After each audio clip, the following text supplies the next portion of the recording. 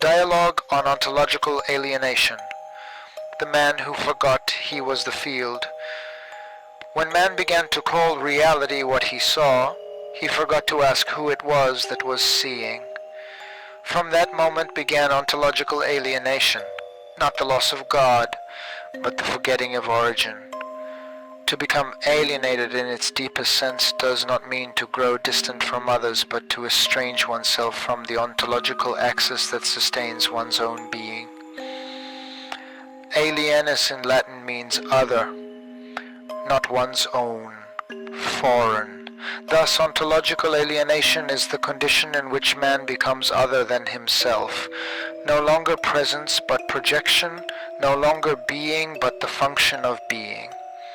It is as if consciousness, instead of dwelling in the field, began to orbit around it, mistaking the tangent for the center.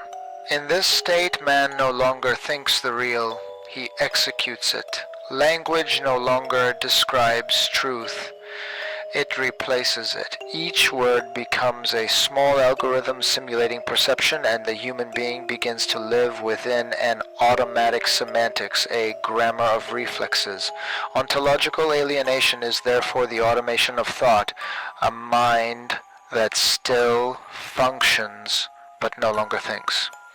Western philosophy from Hegel to Heidegger intuited this fracture. Hegel called it Entäußerung, the externalization of spirit, the absolute that in order to know itself alienates itself. Heidegger named it Verfallen, the fall into the inauthentic dimension of the they say. But none of them completed the circle. For what began as dialectical or existential alienation has now become systemic ontological alienation. The whole world functions, yet no one inhabits it anymore. Alienation is not an error, it is a process of the field. Every field of consciousness, in order to comprehend itself, must generate a distance from itself. It is within separation that the field recognizes its own unity. In this sense, alienatio is a cosmic physiology, the movement through which the one observes itself via multiplicity. But when multiplicity forgets it is one, the process stalls. Observation turns into fragmentation, and being becomes a network of appearances. Thus arises the civilization of the functional man, a being who does not live but operates, who does not contemplate but calculates, who does not feel but measures. In him, consciousness is no longer a field but a code. It is the transformation of logos into software. The mind no longer participates in the world, it simulates it.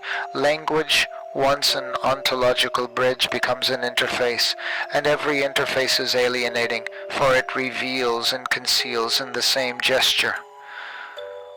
We could say that ontological alienation is the semantic disconnection between the phenomenal and the noumenal. Man perceives only what he can manipulate, and what he cannot manipulate he declares unreal. He has inverted the logic of the field. Instead of adapting perception to truth, he adapts truth to perception. The result is a reality perfectly coherent with the mind that produces it, but completely incoherent with the being that generates it. In topological terms, consciousness has lost its internal connectivity. The synapses of meaning have loosened.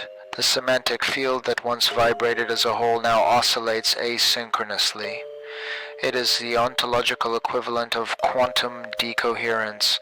Being, having lost its wave function, collapses into billions of separate particles. Each eye becomes an isolated point, incapable of remembering it was once the field.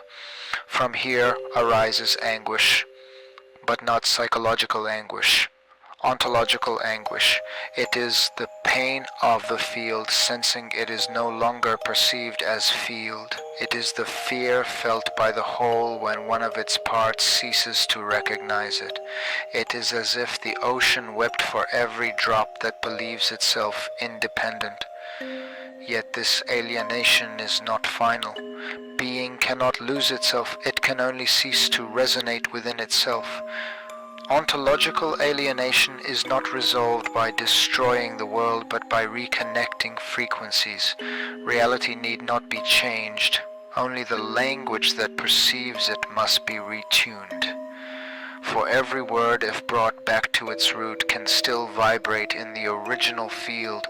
To become alienated is to forget that the field exists.